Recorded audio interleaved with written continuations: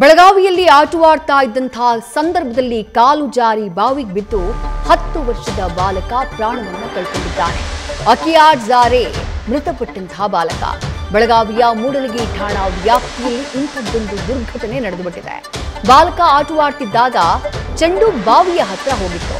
ಆ ಚೆಂಡನ್ನ ತೆಗೆಯೋಕೆ ಅಂತ ಹೋದಂತಹ ಸಂದರ್ಭದಲ್ಲಿ ಏಕಾಏಕಿ ಕಾಲು ಜಾರಿಬಿಟ್ಟಿದೆ. ಕಾಲು ಜಾರಿ ಬಾವಿಗೆ ಬಿದ್ದಂತಹ ಬಾಲಕ ಪ್ರಾಣ ಕಳ್ಕೊಂಡಿದ್ದಾನೆ.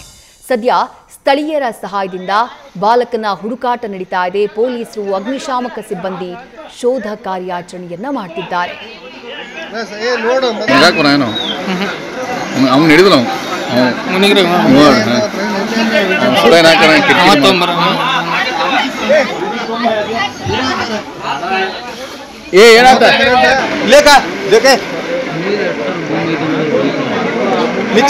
नीचे बा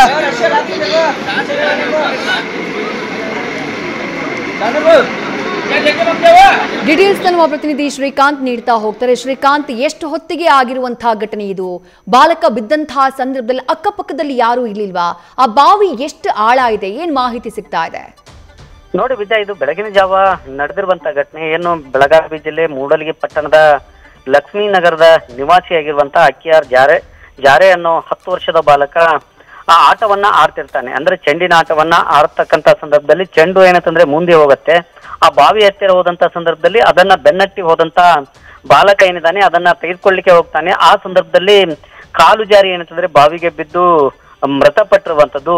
ಈ ವಿಚಾರ ಏನು ಗೊತ್ತಾಗತ್ತೆ, ಆ ನಂತರ ಏನಂತಂದ್ರೆ ಆ ಪೋಷಕರೇನಿದ್ದಾರೆ, ಪೋಷಕರು ಅಲ್ಲಿರ್ತಕ್ಕಂಥ ಅಕ್ಕಪಕ್ಕದ ಸ್ಥಳೀಯರಿಗೆ ಮಾಹಿತಿಯನ್ನು ನೀಡ್ತಾರೆ. ಮಾಹಿತಿಯನ್ನ ಆಧರಿಸಿ ಅಲ್ಲಿರ್ತಕ್ಕಂಥ ಸ್ಥಳೀಯರೇನಿದ್ದಾರೆ ಹುಡುಕಾಟವನ್ನ ಪ್ರಾರಂಭ ಮಾಡ್ತಾರೆ. ಅದಾದ ನಂತರ ಅದು ಸಾಧ್ಯವಾಗುವುದಿಲ್ಲ.